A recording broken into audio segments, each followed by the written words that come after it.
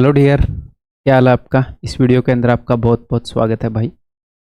तो इस वीडियो के अंदर हम क्या करने वाले हैं वो मैं बताऊंगा। आगे बढ़ने से पहले एक बार हम बात कर लें। उम्मीद है कि आप बढ़िया पढ़ाई कर रहे होंगे। और आपको मैं एक बात बताना चाहता हूँ कि अगर आप ईमानदारी से पढ़ाई कर रहे हैं, सीरियसली मेहनत कर रहे हैं, तो आप टेंशन मत लिया करो कि आपका सिलेक्शन होगा कि नहीं होगा। गारंटी से आपका सिलेक्शन होगा।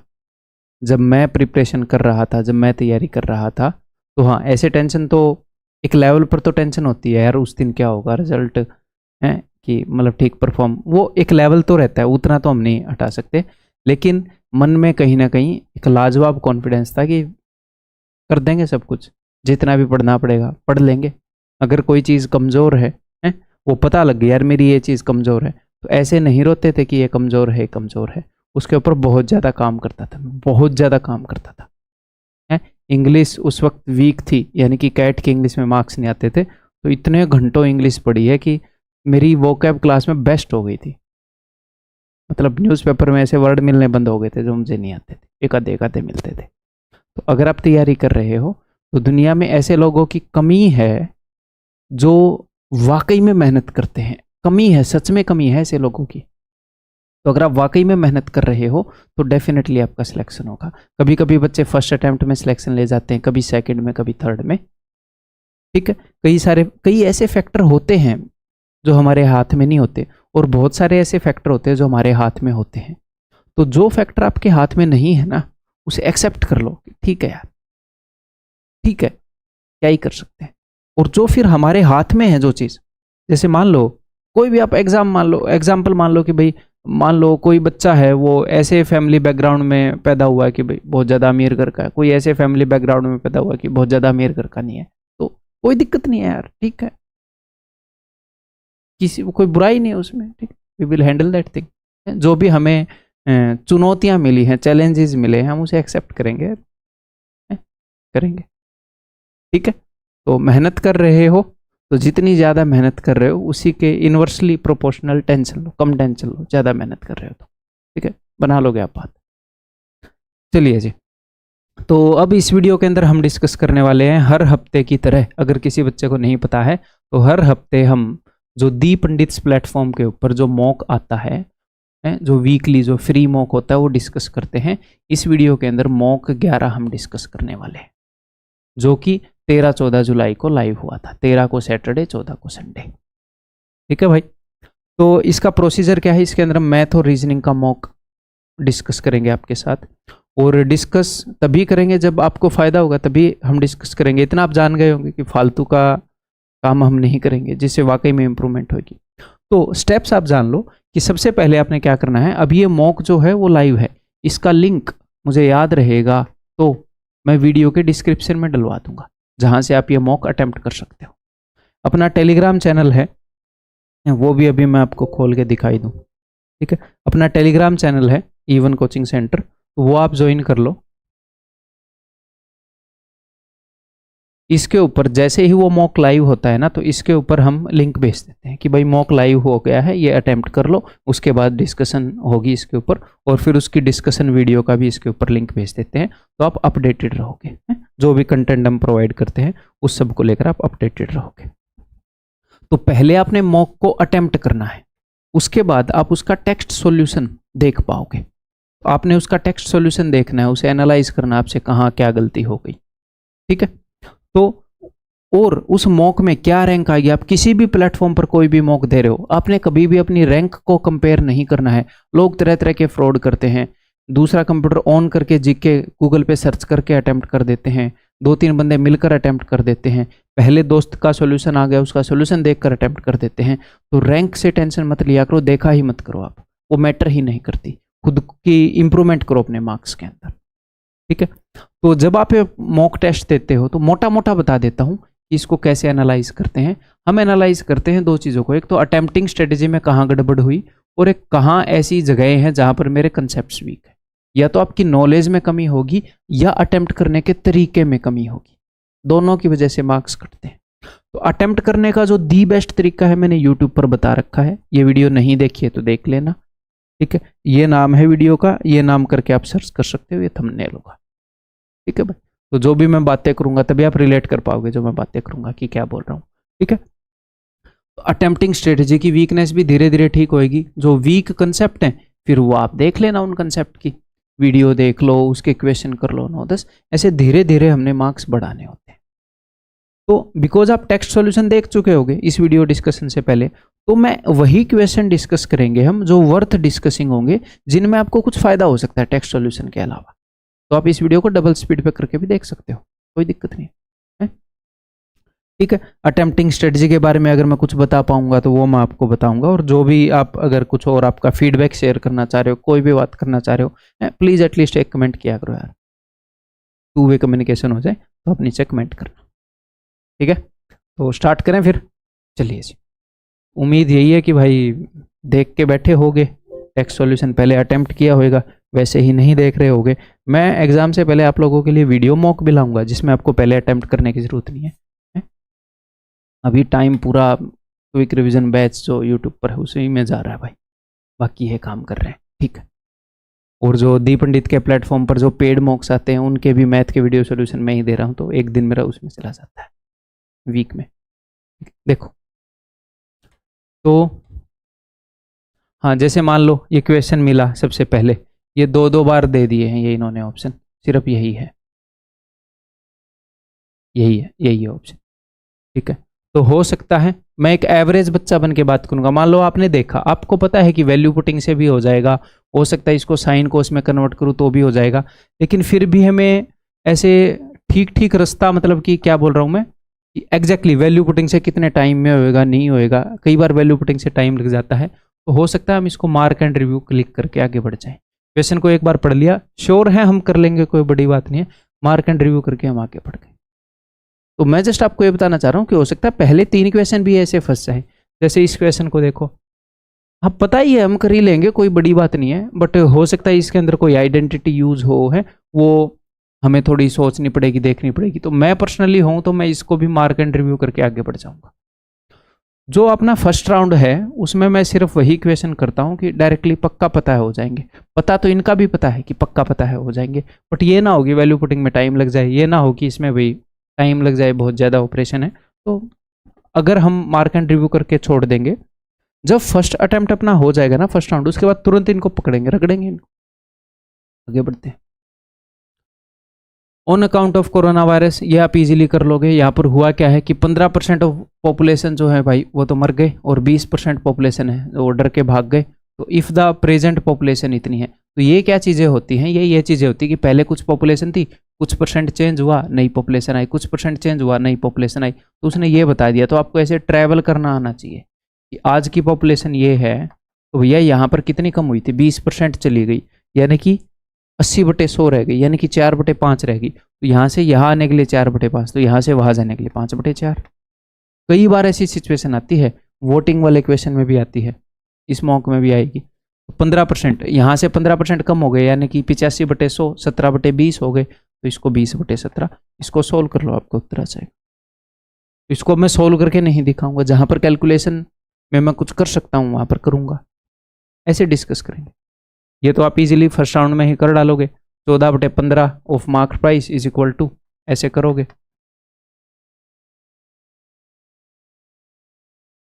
इस मार्क प्राइस को काट के उधर भेज दो, है इसको इधर ला के 24/35 कर दोगे। अब आपको एसपी और मार्क प्राइस का रेशियो मिल जाएगा, तो आप देख लोगे सेलिंग प्राइस कितना कम है मार्क प्राइस से, खत्म। Next, a man can row 2.85 kilometres in 5, तो अगेंस्ट द स्ट्रीम, यानी कि अपस्ट्रीम की स्पीड है, धारा की विपरीत है। तो आप इजीली ऐसे करोगे कि भाई डिस्टेंस है, टाइम है, तो डिस्टेंस बटे स्पीड, इसको मैंने मीटर में कन्वर्ट कर लिया दोस्त, है किलोमीटर को, तो ये स्पीड आ गई मीटर पर सेकंड में। डाउन स्ट्रीम की स्पीड, सेम डिस्टेंस गया है वो इतना ही, कितने टाइम में, 4.7 इतने मिनट में, तो इसको मैंने ऐसे कन्वर्ट कर लिया। मैं जस्ट आपको फ्लो दिखा रहा हूँ एग्जाम में हम कैसे करेंगे। 4 चौके 16 और 3 19/4, तो डिस्टेंस बटे में टाइम कर दिया, लेकिन ये टाइम तो मिनट में है, मुझे तो सेकंड में चाहिए, तो मिनट को सेकंड में कन्वर्ट कर दिया, तो ये इनकी स्पीड आ जाएगी। तो अप स्ट्रीम और डाउन स्ट्रीम की स्पीड आ गई, तो बोट की स्पीड पूछ रहा है, वो up stream plus down stream in दोनों का सम बटे में 2 होती है, लेकिन अब ये आएगी मीटर पर सेकंड में, किलोमीटर पर आवर में कन्वर्ट करनी है, तो 18/5 से गुणा कर दोगे, उत्तर। अब ये कौन सा क्वेश्चन है? ये वो वाला क्वेश्चन है जब ये इस टाइप की चीजें सम ऑफ स्क्वायर जब ये खोल दी जाती हैं, ए की वैल्यू 1 आ गई, ये भी 0 है, अगर कुछ नंबर के स्क्वायर का सम 0 है, इसको भी 0 पुट करेंगे, बी की वैल्यू 2 आ गई, इसको भी 0 पुट करेंगे, सी की वैल्यू 2 आ गई, सी की वैल्यू -3 आ गई, तो इसको ओपन करके जब एग्जामिनर खोल देता है, तो ये मैंने आपको बताया है पहले कैसे करना है, ये मैं बताना चाहूंगा आपको दोबारा। तो इसमें तीन तरह के टर्म होते हैं। जब आप इसको खोलते हो, इसके अंदर 3 तरह के टर्म आते हैं। एक तो ऐसा टर्म आता है जिसके अंदर स्क्वायर वाला मामला हो, एक जिसके अंदर 2ab वाला मामला हो, a - b a + b का होल स्क्वायर है, और एक कांस्टेंट आता है। तो आपको करना क्या है, देखो ये स्क्वायर वाले टर्म है, तो जो 2ab वाले टर्म है ना उसको उधर भेजना होता है हमें, ये 2ab वाले टर्म इस सारे ये इधर होने चाहिए। कांस्टेंट टर्म कहीं पर भी पड़ा रहे, टेंशन नहीं लेनी। तो अगर आपको x की वैल्यू निकालनी है तो क्या करो, आप x 2ab वाले टर्म में x का जो 2ab वाला टर्म है उसमें जो भी कोफिशिएंट है ना x का, उसका हाफ करो। उस साइड देखो, इस साइड है 6, अगर इसको आप अंदर मल्टीप्लाई करोगे तो -6x होगा, तो x का कोफिशिएंट क्या है -3, और x स्क्वायर का कोफिशिएंट क्या है 1, उससे डिवाइड करना होता है, आपको x की वैल्यू मिल जाएगी। किसी को सीखना है तो यूट्यूब पर टाइप करो algebra quick revision batch by Bhutesh, मिल जाएगी, वहां पे आप सीख लोगे, ठीक है। अगर आपको y की वैल्यू चाहिए तो ऐसे ही, अब इसने कर क्या रखा है, जो 2ab वाला टर्म है ना y का, मतलब जिसमें y है, एक तो y स्क्वायर एक y है, वो इसने 2 जगह डिस्ट्रीब्यूट कर दिया, इधर 6y इधर 2y, इकट्ठा करो इसे, तो ये 2y उधर जाएगा तो प्लस का 2 हो जाएगा, तो 6 और 2 8, इधर हो जाएगा 8y। तो हाँ, इसका कोफिशिएंट हाफ करना होता है हमें y का, 8 है तो 4 ले लो। अब y स्क्वायर का कोफिशिएंट 1 है, उससे डिवाइड करो, कई बार यहाँ पर 1 नहीं होता, 1 है तो डिवाइड क्या ही करना, कई बार यहाँ पर 2 हो जाता है तो 2 से डिवाइड करना, x और y की वैल्यू मिल गई, x + y यानी कि 1, ठीक। तो इसमें मैं आपको सिखा सकता था, ये मैं एक और एग्जांपल दे दूं आपको सिखाने के लिए। देखो कई बार क्या होएगा, मैं खुद ही बता देता हूं, जैसे मान लो मैं आपके सामने ये क्वेश्चन देता, तो हमें पता है अगर कुछ नंबर के स्क्वायर का सम 0 है तो वो नंबर इटसेल्फ 0 है। इसके आगे एक और काम कर देते हैं, ये लो, अगर मैं 2z + 3, ये लो, अगर कुछ नंबर के स्क्वायर का सम 0 है तो ये हर नंबर 0 होगा, ये कंसेप्ट, ये अब आपका रिवीजन होना चाहिए। मैं ये तो मान के चलूंगा ना कि एक बार सिलेबस कर लिया, अगर मैं डायरेक्टली यही क्वेश्चन आपको ऐसे देता तो आप बोलते कि यार ये भी 0 है तो x की वैल्यू -2, ये भी 0 है तो y की वैल्यू 3, ये भी 0 है तो z की वैल्यू हो जाएगी -3/2, इसको 0 के इक्वल पुट करो। अब इसी चीज को मैं खोल के दे दूं आपको, खोल के कैसे, a + b का होल स्क्वायर या a - b का होल स्क्वायर, ऐसे ओपन अप कर दूं, तो मैं एक इंपॉर्टेंट कॉल ले लूं, जस्ट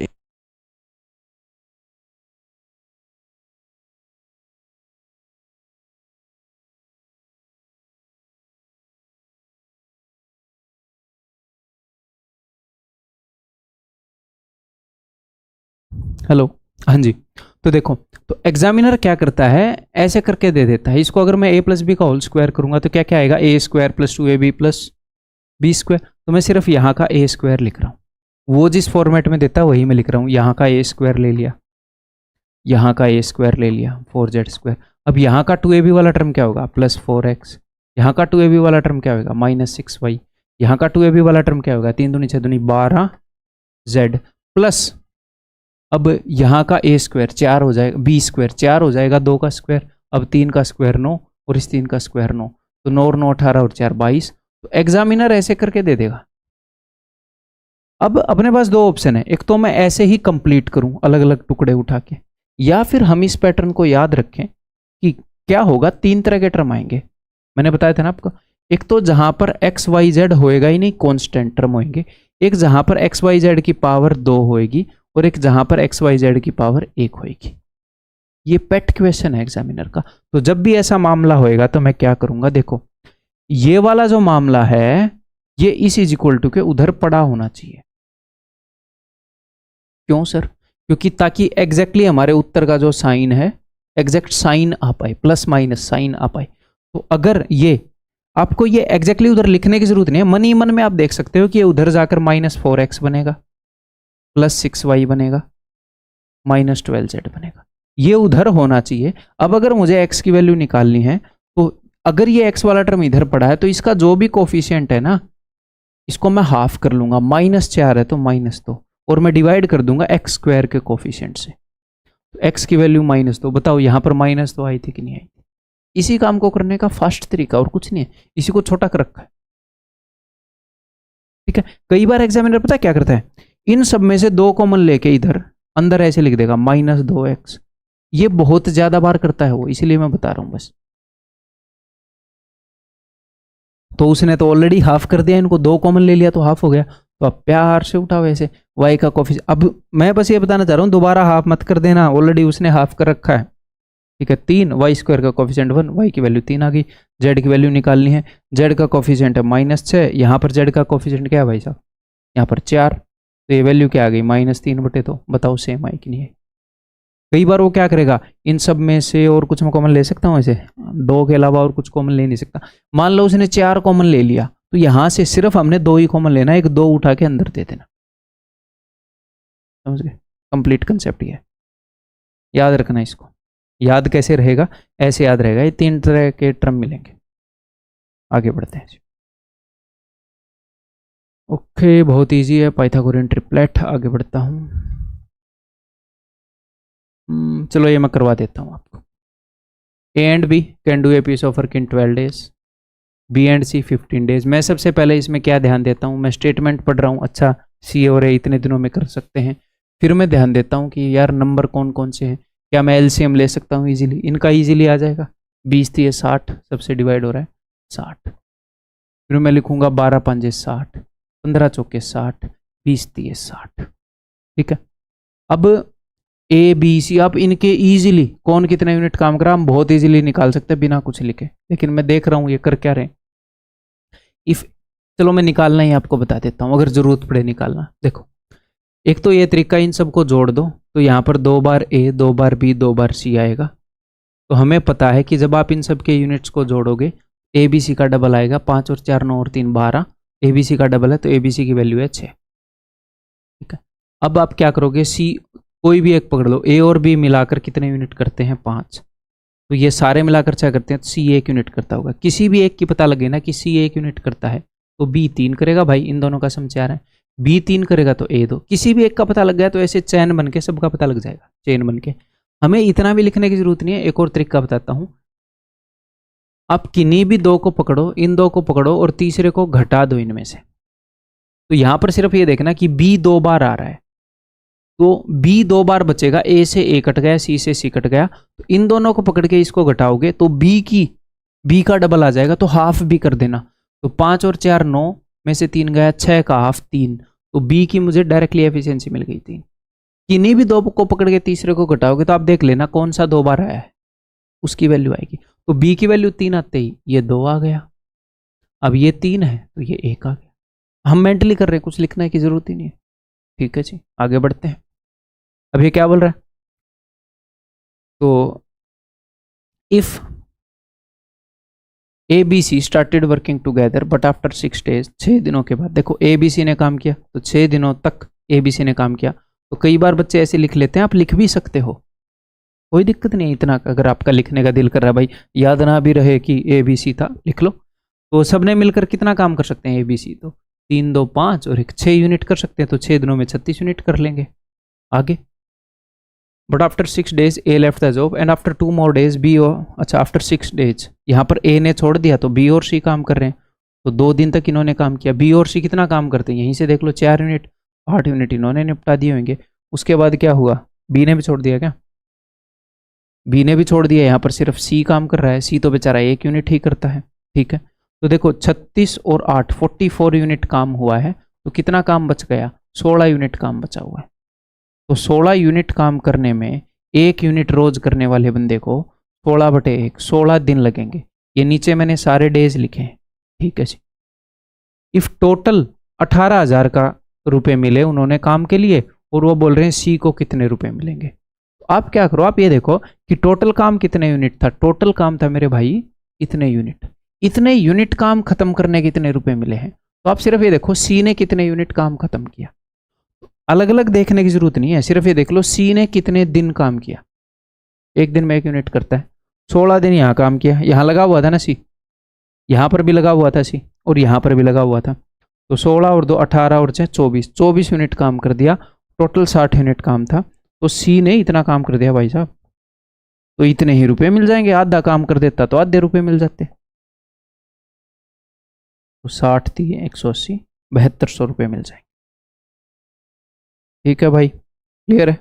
मैं आपको एक बात बताता हूँ, मैं ये कोशिश करता हूँ कि जो भी मैं आपको समझाऊँ ना, वो मैं इस चीज़ को ध्यान में रख के समझाऊँ कि आप एग्ज़ाम में कैसा परफॉर्म कर पाएंगे, एग्ज़ाम में आप कैसे सोचेंगे, एग्ज़ाम में आपके ऊपर क्या क्या प्रेशर होता है, रियल सिचुएशन करने को। मैं ये सारे क्वेश्चन जो भी है ना, ऐसे ऐसे आपको मतलब इतने टाइम में करवा रही, ये लो 5 सेकंड में होता रहा है, ये लो। मैं आपको डिमोटिवेट करने नहीं आया हूँ। रियल में मुझे पता है कि एग्ज़ाम में अगर आप मैथ के 25 क्वेश्चन कर रहे हो तो डिपेंडिंग अपॉन द एग्ज़ाम आपके 20 मिनट से लेकर 25 मिनट लगेंगे। अगर थोड़ा सा और बढ़िया आ जाए तो 26-27 मिनट भी लग जाएंगे। हो सकता है किसी के 30 मिनट भी लग रहे हो। बट मैं ये बोल रहा हूँ अपना टारगेट होएगा कि आप ये मान लो कि अपना टारगेट एक सेंसिबल सा टारगेट कि 25, 26, 27 मिनट में आप ले आओ, अंडर 30 मिनट ले आओ। वैसे 20 से 25 लगेंगे एक अच्छे कैंडिडेट के, चलो मैं ये भी आपको क्यों दूं। 25 मिनट तक आप इजीली ले आओगे। क्या आप 25 से नीचे नहीं ला सकते? आप 20 पर भी ले आओगे, कोई दिक्कत नहीं, और प्रैक्टिस करोगे और मेहनत करोगे तो। ठीक है, तो ये प्रैक्टिकल टारगेट है डिपेंडिंग अपॉन शिफ्ट। इतना आप कर ले रहे हो, टेंशन नहीं लेनी। वहां हम 2 मिनट में पेपर को करके बैठ जाएं, बाकी क्या अचार बनाओगे क्या वहां पर? क्या करोगे वहां पर? 1 घंटा मिला है उसका बढ़िया यूज करेंगे, जितना मिला है उसमें मैक्सिमम मार्क लेके आएंगे, सिली मिस्टेक नहीं करेंगे। ठीक है, आगे बढ़ते हैं। ठीक है भाई, ये आप इजीली कर लोगे। बस इसमें एक मैं आपको कैलकुलेशन की चीज़ बता देता हूँ। आपको पता है कि ए क्यूब प्लस बी क्यूब क्या होता है? ए प्लस बी का होल क्यूब, यानी कि 8 का क्यूब 512, जो कि हमें इजीली पता है। ठीक है, -3ab इंटू में ए प्लस बी। ए प्लस बी हमेशा दोनों में कॉमन रहता है, तो आप उसका फ़ायदा उठा सकते हैं कि मैंने दोनों में से ये ए प्लस बी बोले तो ये 8 हमेशा पक्का कॉमन रहेगा। ठीक है, अगर ए क्यूब माइनस बी क्यूब पूछेगा तो ए माइनस बी कॉमन रहेगा दोनों जगह पर। 8 मैंने कॉमन लिया तो 8 का स्क्वायर बच गया 64, और यहाँ पर बच गया 17 थी 51। तो ये क्या हो जाएगा भाई? 3 13 13 8 104। कैलकुलेशन हो सकता है थोड़ी बच जाए यहाँ पर, तो फिर भी कैलकुलेशन ईजी ही थी। कई बार ये 8 की जगह 17 दे देता है, तो 17 का क्यूब क्यों निकालने बैठे? हम इजीली कॉमन लेकर निकाल सकते हैं, हम याद रख सकते हैं, बट इजीली कॉमन लेके हो जाता है। ठीक, ये भी आप इजीली कर लोगे भाई। आगे बढ़ रहा हूँ, ये भी आप इजीली कर लोगे। ये स्पेशल केस है, इस केस में x की वैल्यू 1 होती है। 1 पुट करो, आगे आ जाएगा। मैं वही डिस्कस करूंगा जिसमें मेरा डिस्कस करने का फ़ायदा है, अननेसेसरी नहीं वेस्ट करूंगा मैं टाइम। और ये मान के चलूंगा कि आप पहले मॉक अटेम्प्ट कर रहे हैं, उसके बाद टेक्स्ट सॉल्यूशन देख रहे हैं। ठीक है भाई, ओके। तो ये नंबर किससे डिविजिबल नहीं है? तो सबसे पहले तो मैं 9 से चेक करूंगा, मेरे सामने ये होंगे तो 9 का चेक करना ईजी है। तो देखो 9, 7 और 2 9, और 9, 6 और 4 10 और 8 18। 9 यानी कि 9 मैंने दिमाग में कटा हुआ मान लिया, 7 और 2 9 मैंने कटा हुआ मान लिया, 9 कटा हुआ मान लिया, 6 और 4 10 और 8 18, सब कुछ 9 से डिवाइड हो रहा है, तो ये तो उत्तर है नहीं भाई साहब। ओके जी, आप स्क्रीन पर वहां पर लिख नहीं सकते एग्जाम में, तो आप ऐसे कर सकते हो, कॉपी पर बी लिख के काट दो। ऑप्शन चेक कर रहे तो कि ये एलिमिनेट हो चुका। ओके, अब जब भी मुझे 11 और 13 दिखेगा ना, तो 7 11 और 13 से एक नंबर बनता है, 7 × 11 × 13 से 1001, और ये 1001 बनता है इसी की एक प्रॉपर्टी यूज करके। इन तीनों की डिविजिबिलिटी हम इकट्ठे चेक कर सकते हैं, इकट्ठे, कि कोई नंबर 7 11 13 से डिविजिबल है कि नहीं। कैसे चेक कर सकते हैं? बस उस नंबर में 3 3 के ग्रुप बनाओ राइट साइड से, 3 का ग्रुप, 3 का ग्रुप, जहां पर 3 का नहीं बन रहा, 1 या 2 का बन रहा है, उतने का ही बना लो। फिर जैसे 11 की डिविजिबिलिटी होती है ना 11 की, वैसे ही चेक करना है ऐसे। 11 में हम सिर्फ कैसे चेक करते हैं? 11 में हम चेक करते हैं ऐसे एक एक उठा के, यहां पर 3 3 उठा के चेक करेंगे, क्योंकि 11 ऐसे बनता है। इसमें ये 3 जीरो का गैप होता है, ये 3 डिजिट, इस कारण मैं 3 का ले रहा हूँ, डिटेल में नहीं बताऊंगा, अब आपको याद रहेगा ये इसलिए बताया। ओके, तो जब भी मुझे 11 और 13 दिखा तो मैं इनकी डिविजिबिलिटी एक बार में ही चेक कर सकता हूँ इस मेथड से। तो करना क्या है, ऑल्टरनेट लिए इन दोनों का सम करो, जैसे 11 वाले में करते हैं, इनका सम करते हैं, इनका सम करते हैं, उनका डिफरेंस चेक करते हैं। ठीक है, तो भाई 680 और ये, तो 9 और 0 9, 68 और 4 72, 729, ये भी है 729, इनका डिफरेंस लो, इनका जो डिफरेंस आया वो क्या आया है, इनका डिफरेंस आया है 0।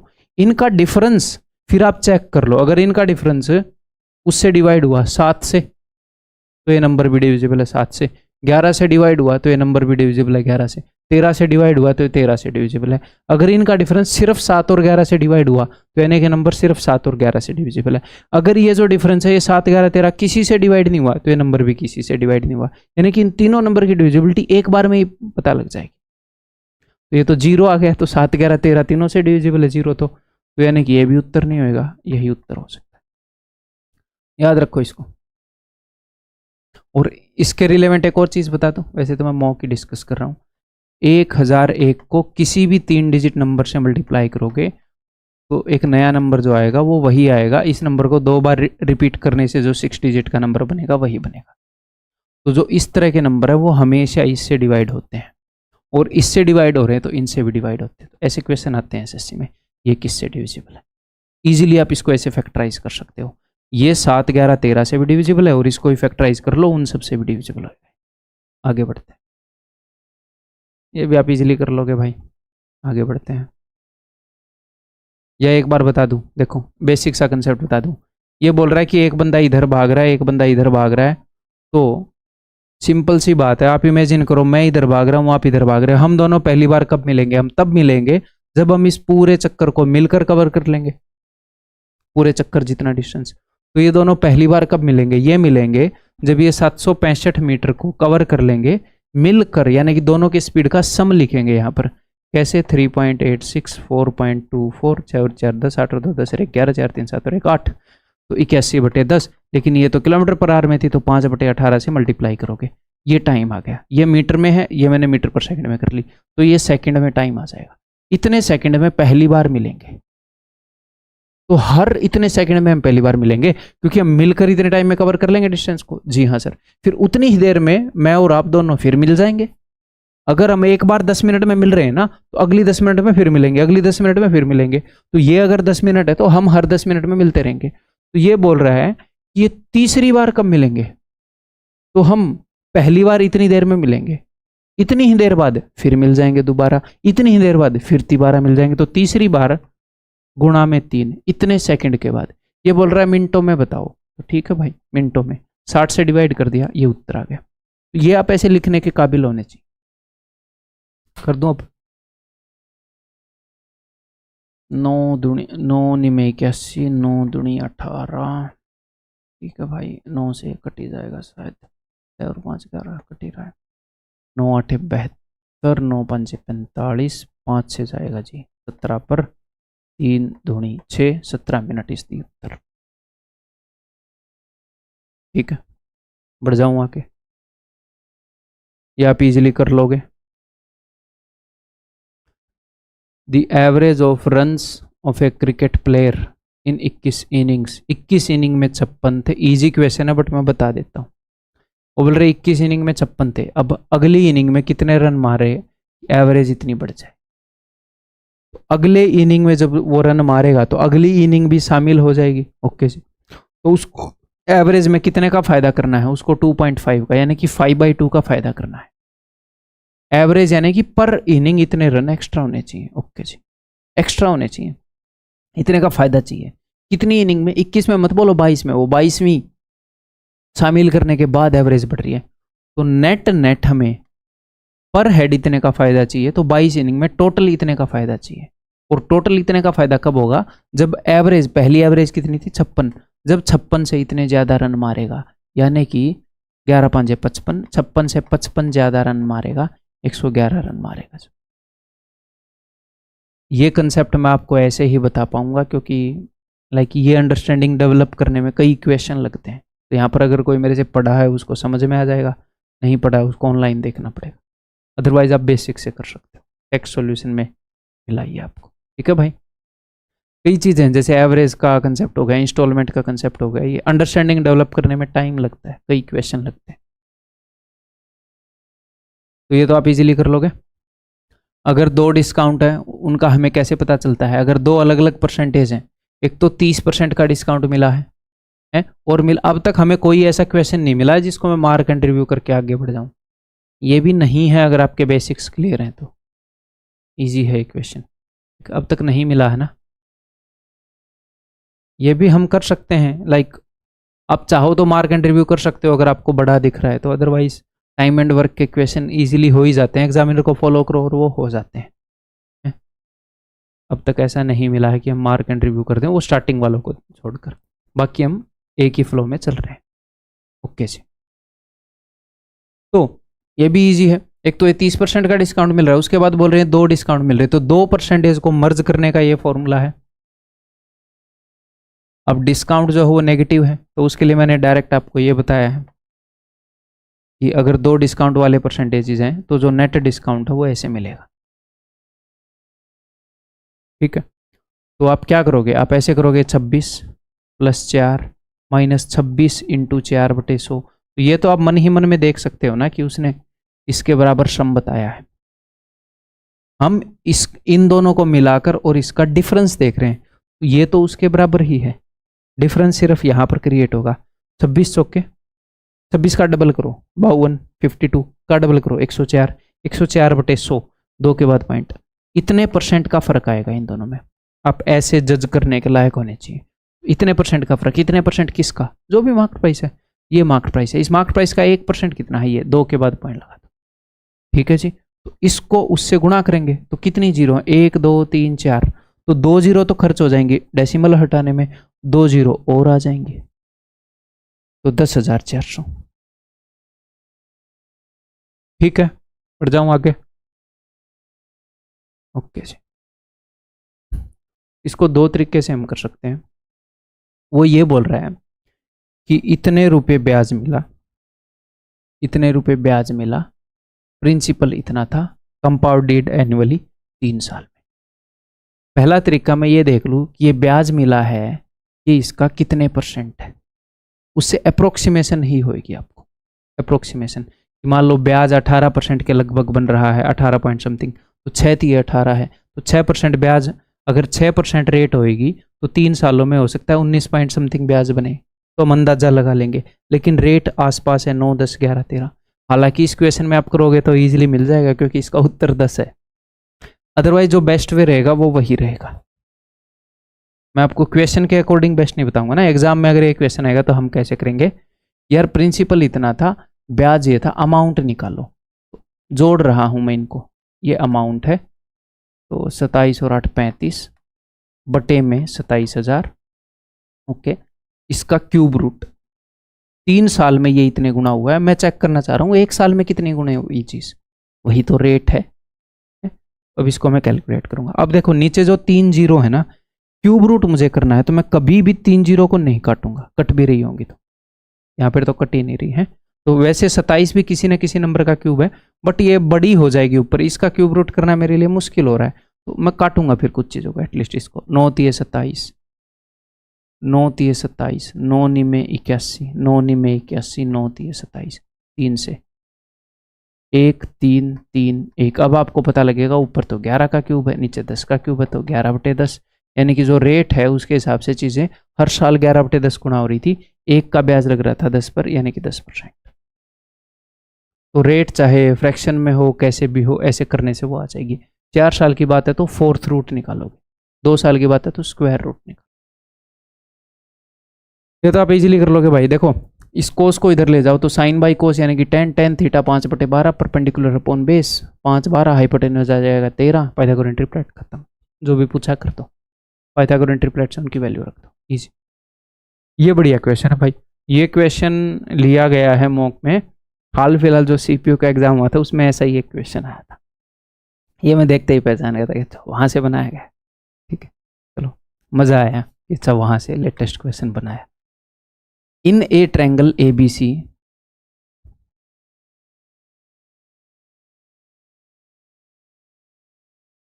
D and E are 2 points on the side, और वहां से भी बनाया, एक और चीज को मिक्स किया है, एसएससी ने एक और काम किया था, बताता हूं मैं। D and E are 2 points on the side A B के ऊपर एक पॉइंट है डी एंड ई एक पॉइंट है यहां पर, सच दैट, ध्यान से एक बात सुनिएगा, ए ई गुणा में ए बी, इसके गुणा में ये वाली साइड कर रखी है और इसके गुणा में ये वाली साइड कर रखी है। अगर मैं यहां पर एक काम करूं, इस ए सी को मैं इधर ले आऊं ए बी के नीचे, सॉरी इस ए डी के नीचे, अगर मैं ए बी को ले आऊं इधर ए डी के नीचे, इसी को देखो, आप कैसे पहचानोगे एग्जाम में बताऊंगा मैं, टेंशन मत लेना। अगर मैं इस ए बी को उधर ले जाऊं तो ए डी बटे में A B is equal to A E बटे में इधर ए सी ले आओ, ये चीज उसने दे रखी है। तो ए ई बटे में A C is equal to A D बटे में ए बी, छोटी ट्रायंगल की साइड बटे में बड़ी ट्रायंगल की साइड, छोटी ट्रायंगल की साइड बटे में बड़ी ट्रायंगल की साइड। ये तो सिमिलरिटी में होता है ना, तो इसका मतलब ये छोटी ट्रायंगल और बड़ी ट्रायंगल सिमिलर है, इसका मतलब ये पैरेलल है। ठीक है, अब देखो हम कैसे पहचानेंगे, हमें ये पता है ट्रायंगल की ये वाली साइड बटे में ये वाली साइड होती है, इज इक्वल टू ये वाली साइड बटे में ये वाली साइड होती है। तो वो क्या करेगा, देखना, इसके बटे में ये वाली कर दी, इसके बटे में ये वाली कर दी, तो अगर मैं इक्वेट करूंगा तो उसके बटे में जो थी, ए ई के बटे में जो थी, ये ऐसे मान लो, ए डी के बटे में जो है, ए डी के नीचे जो है ये दूसरी तरफ चली जाएगी ए ई के पास, यानी कि ये वाली साइड उससे गुणा होगी, ये वाली साइड इससे गुणा होगी। आगे आप पहचान जाओगे, जनरली इस साइड के नीचे, इस साइड के नीचे ये होता है और इस साइड के नीचे ये होएगा, लेकिन उसने क्या किया, दिस गुणा में ये बड़े वाली, दिस गुणा में ये बड़े वाली, फिर पहचान जाना कि अच्छा क्रॉस मल्टीप्लाई कर दिया, सिमिलरिटी वाली सिचुएशन।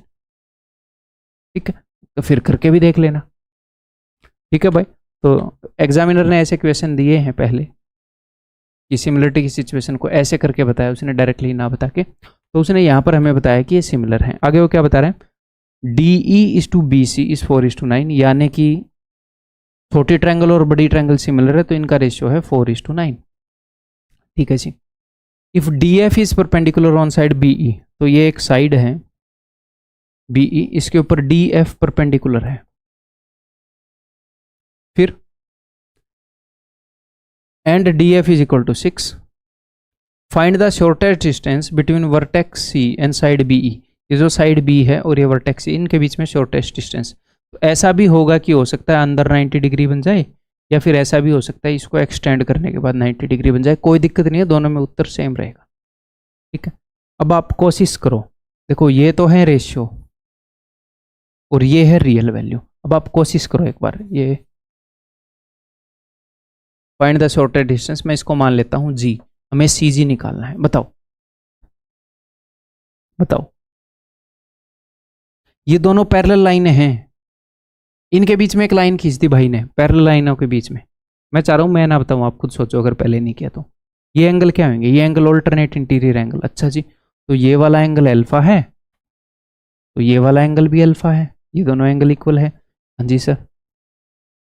और उसने इस ऊपर वाले ट्रायंगल में यहाँ पर एल्टीट्यूड 6 दे रखी है, नीचे एल्टीट्यूड पूछ रखी है। तो अगर आप ध्यान से देखो, ट्रायंगल डी ई एफ में दो एंगल हैं, एक अल्फा एक 90 डिग्री, और ट्रायंगल बी सी जी, देखो ये जो जी है चाहे इसको एक्सटेंड करने पर ही आ जाए, बट बी सी जी तो रहेगी। हाँ, बी सी जी में भी दो एंगल है, एक अल्फा और एक 90। तो यार दो ट्रायंगल में अगर दो एंगल इक्वल हो जाए तो तीसरा तो बाय डिफॉल्ट इक्वल होगा, तीनों का सम 180 होता है, बताया मैंने आपको पहले। तो यानी कि ये दोनों ट्रायंगल सिमिलर है, तो सिमिलर ट्रायंगल हैं तो उनकी कॉरस्पॉन्डिंग साइड्स का रेशियो सेम रहेगा। तो अगर यहाँ पर 4 है तो इसका ये 9 है, इसकी लंबाई 4 है तो इसकी 9 है। तो यहाँ पर 6 है, तो ये 6 है कौन सी ट्रायंगल की, देखो छोटी ट्रायंगल, इस वाली ट्रायंगल की साइड 4 है तो बड़ी वाले की साइड 9 है, छोटे वाले की ट्रायंगल की साइड 6 है तो बड़ी वाली की मैंने x मान ली, जो भी मुझे निकालना है। इस ट्रायंगल की साइड, ट्रायंगल नंबर 1 की साइड और ट्रायंगल नंबर 2 की साइड्स का रेशियो 4:9 होना चाहिए। ठीक है, इसमें भी 90 डिग्री के सामने 4 है, इसमें 90 डिग्री के सामने 9 है, ये कोरस्पॉन्डिंग साइड्स है, तो सिमिलरिटी यहाँ पर लगेगी। x की वैल्यू निकाल लो, अब तो निकाल ही लोगे।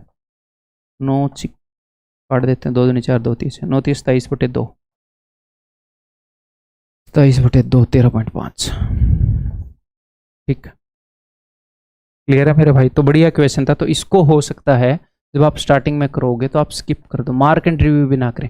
मार्क एंड रिव्यू किसको करते हैं कि अरे कर लेंगे, रास्ता दिख तो रहा है बट ठीक है, हो सकता है मुझे टाइम लग जाए, रास्ता नहीं दिख रहा बट मुझे पता है टाइम लगा के कर लूँगा। बट इसको हो सकता है आपको ना दिखे कि यार ये कैसे होगा, स्किप कर दो, ताकि आप क्वेश्चन को 3 कैटेगरी में डिवाइड कर पाओ। ये तो मैंने कर लिए, ये मैं कर लूँगा बट मैं भी टाइम लग सकता है, इनका मुझे अभी स्ट्राइक नहीं हुआ है। अब इनको हम हाथ नहीं लगाएंगे ना पहले, जब तक हम मार्क एंड रिव्यू वाला को ना कर लें।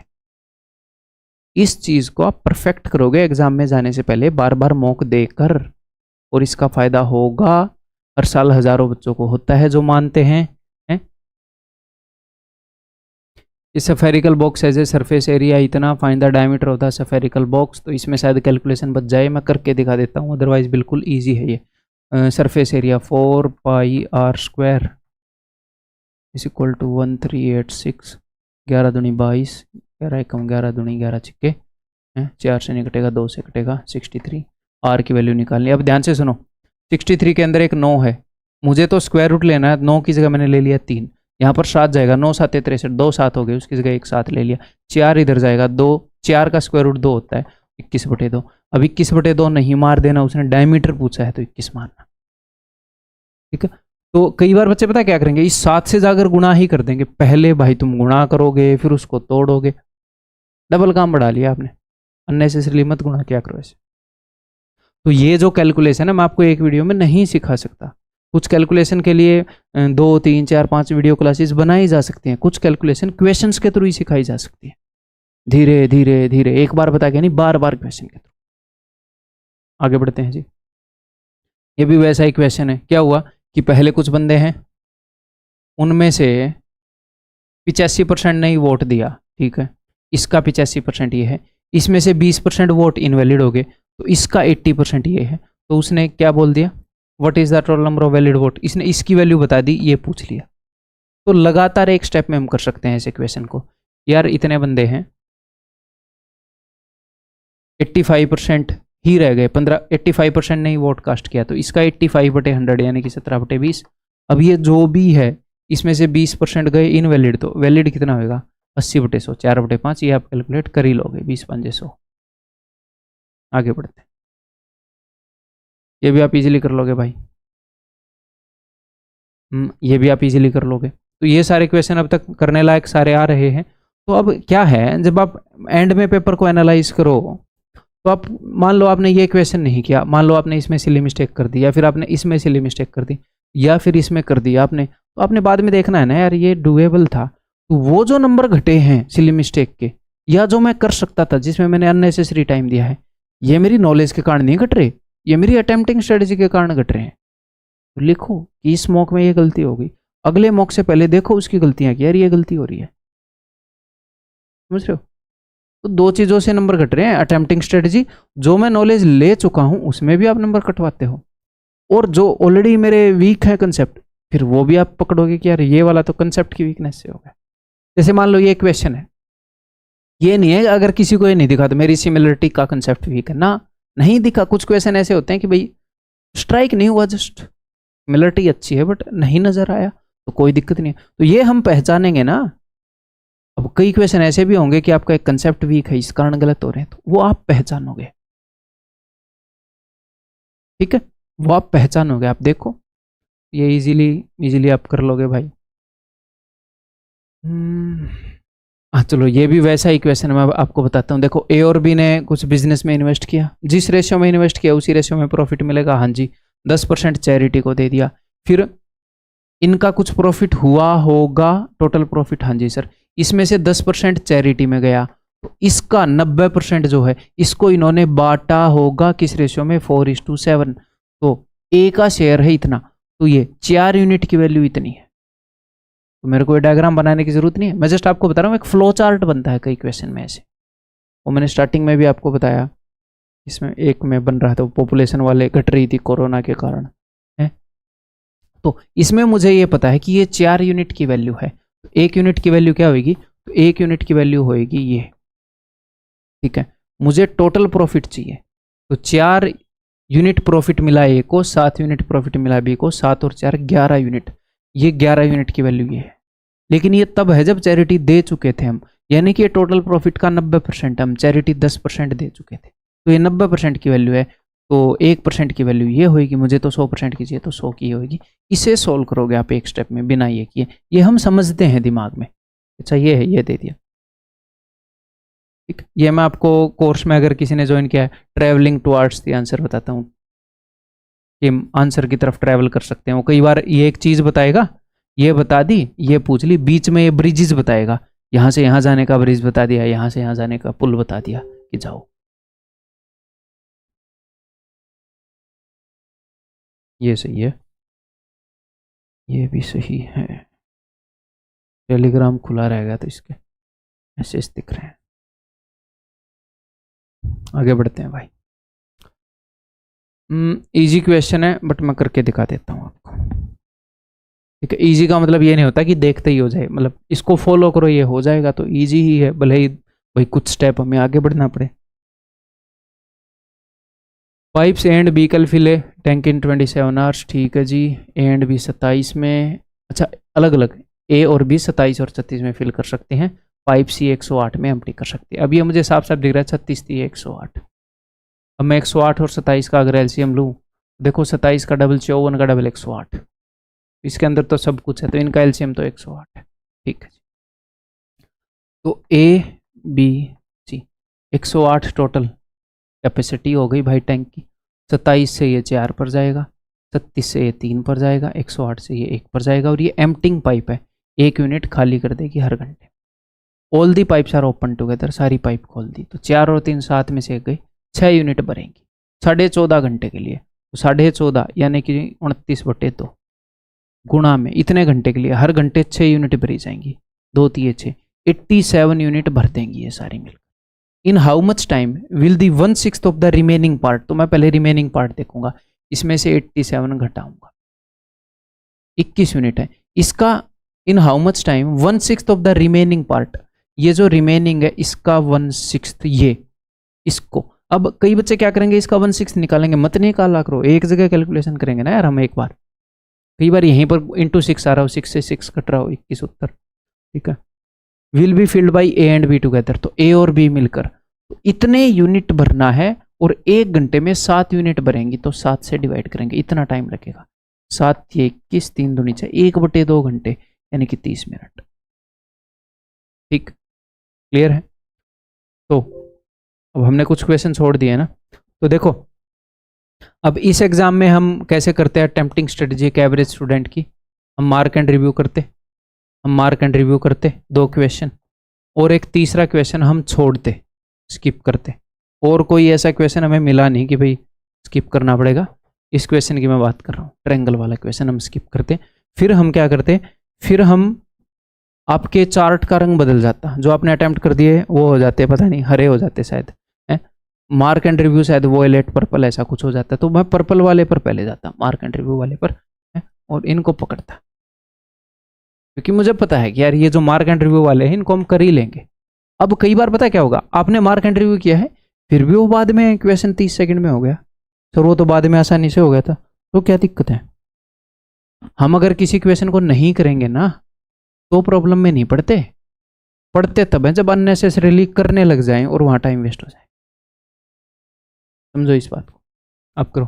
तो भाई यहाँ पर हम करेंगे वैल्यू पुट कर लेंगे, जैसे अगर मैं 45 डिग्री की वैल्यू पुट करूँगा तो वो तो 1 होता है कोट और टेन, तो बात नहीं बनेगी। जब 45 से देखो, अगर सिर्फ और सिर्फ साइन और कोस हो ट्रिग्नोमेट्री के अंदर तो हम वैल्यू पुट करेंगे 0 और 90। अगर सब कुछ हो, सारे फंक्शन आ जाएं, सारे फंक्शन आ जाएं, यार 0 और 90 पे नॉट डिफाइंड हो जाएगा, तो हम 45 पुट करेंगे। कई बार क्या होता है 45 के कारण जैसे यहाँ पर नीचे 0 आ गई, बात नहीं बन रही, उस केस में हम क्या करेंगे, जब इससे भी बात नहीं बन रही, फिर हम 30 डिग्री या 60 डिग्री कुछ भी पुट कर देंगे, ठीक, क्लियर है मेरे भाई। तो यहाँ पर मुझे डायरेक्टली दिख रहा है कि कोट और टेन है, 0 90 तो दिमाग में भी नहीं लाया, 45 देखा नहीं बनी बात, अब मैं 30 पुट कर रहा हूँ भाई, ठीक है। तो 30 degree 1 - 3 divided by 1 - 1/3 -2 divided by 2/3, तो ये आ गया -3। जो भी ऑप्शन -3 देगा that will be the answer. तो cos 30, मैं secant 30 बता देता हूँ मैं कैसे, मैं cos 30 का उल्टा करता हूँ। तो वो √3/2 है, तो 2 तो 1 - 4/3, तो ये तो -1/3 है। आप कैसे करोगे एग्जाम में? काट दिया। ठीक, आप तो स्क्रीन पर लिख नहीं सकते। ठीक है, 1 - cosec 30, sin 30 हाफ होता है, उसका उल्टा 4, तो ये आ गया -3। इसके बावजूद मैं इसको टिक करके आगे नहीं बढ़ूंगा। क्यों? क्योंकि मैं यार 22 क्वेश्चन कर चुका हूँ। 2 मैंने ये मार्क एंड रिव्यू किए, 1 मैंने स्किप किया है। या हो सकता है आप भाई 18 किए हों, कुछ और भी आपने स्किप कर दी हो। मतलब अब मैं और चेक करूंगा क्या तो कोई और भी -3 दे रहा हो। ये तो 4 देगा, 4 और 1 5, तो भाई सी भी नहीं है। ठीक है, उसके बाद 30 पे ये 1/3 देगा, ये भी नहीं है, तो अब ये ठीक है 1/3 + 1 4/3। आगे बढ़े। अब देखो, अब 5/2 डिवाइडेड बाई 2/5, तो जिससे भी डिवाइड कर रखा है उसको हम पलट देंगे। डिवाइडेड बाई 2/5 है, पलट के 5/2 कर दिया। और एक और बात बता दूं, कई बार एग्जामिनर ऐसे दे देता है डिवाइडेड बाई 2/5 इंटू 1/5, तो ये दोनों एक बंधन में बंधे हुए हैं। तो ये डिवीजन जो है ये इस पूरी ब्रैकेट के आगे है, तो पूरी ब्रैकेट पलटी जाती है। इस डिवीजन को मल्टीप्लाई करोगे तो ये भी पलटा जाएगा 5/2 और ये भी पलटा जाएगा 5/1।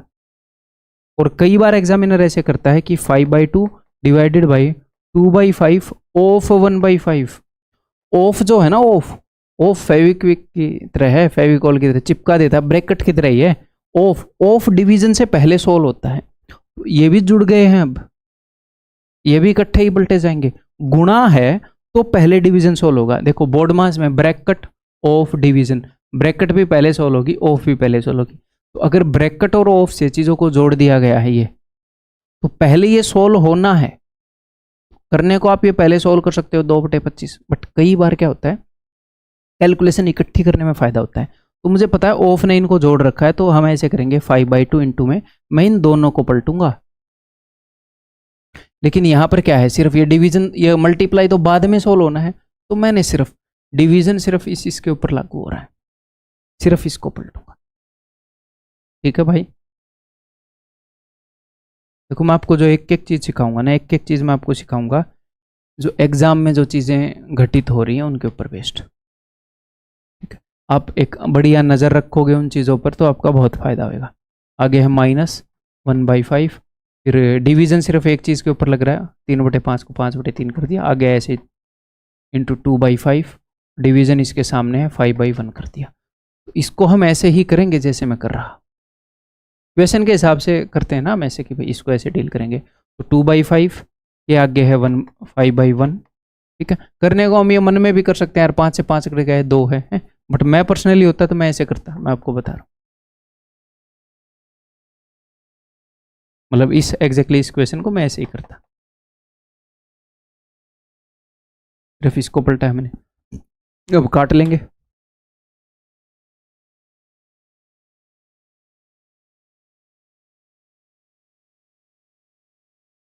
ठीक है, ऊपर क्या है भाई 5/4 माइनस में 2/3 डिवाइडेड बाई, नीचे है 2 माइनस में 4 कट गया, 2 माइनस में 1। देखो ये एक मामला है, फिर घटा, ये एक मामला है, फिर जमा, ये एक मामला है, ऐसे चल रही हैं चीज़ें। ये हैं चीज़ें, गुणा वाली इकट्ठी सॉल्व होंगी। फिर प्लस में एक है 5 से 5 कटा 1/4। अब देखो 2 माइनस 1 क्या है, एक ही रह गया। तो ऊपर क्रॉस मल्टीप्लाई करो, 3 5 15 और 4 दूनी 8, 15 में से 8 गए भाई 7, नीचे 4 थी 12, ये बच गया 5/4, 5/4, 4 थी 12, 7/15। ऐसे करेंगे हम पेपर में, लेकिन यही काम मैं आराम से कर लूँगा अपना, जैसे भी मैं अभी कर रहा हूँ ऐसे, ताकि सिली मिस्टेक ना हो। ठीक है, इसके अलावा तो मेरे ख्याल हमने सब कर ही लिया है ना, जो स्किप वाला क्वेश्चन वो साथ के साथ कर लिया था। ठीक है, तो यही बात है भाई। आप इस मॉक के बाद जैसे अभी कितना टाइम हो गया, ओ माय गॉड है 54 मिनट हो गए, तो ये काम आप 27 मिनट में कर सकते हो। जो आगे रीजनिंग भी आएगी, आप डबल स्पीड पे करके देख लो, मेरी बात आप समझोगे, क्योंकि बहुत सारे क्वेश्चन मैं ऐसे भी डिस्कस करूंगा जो आप कर चुके हैं।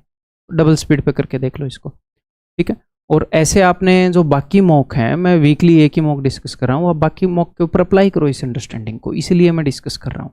मकसद सिर्फ ये मॉक डिस्कस करना नहीं है, ये क्वेश्चन करना मेरा मकसद नहीं है कि ये क्वेश्चन करवाना एग्जैक्टली ये स्पेसिफिक ना, कि हम कैसे डील करें क्वेश्चन से। तो जब अलग अलग क्वेश्चन मॉक में आएंगे तो सारी डीलिंग आप धीरे धीरे समझोगे, ठीक है, ये मेन मकसद है। तो आगे रीजनिंग देखते हैं फिर। पहला क्वेश्चन रीजनर का है कि 52 का रिलेशन अगर 2700 के साथ है तो 62 का बताइए। तो आपको देखिए नंबर्स का एक रफली आइडिया लेना होता है।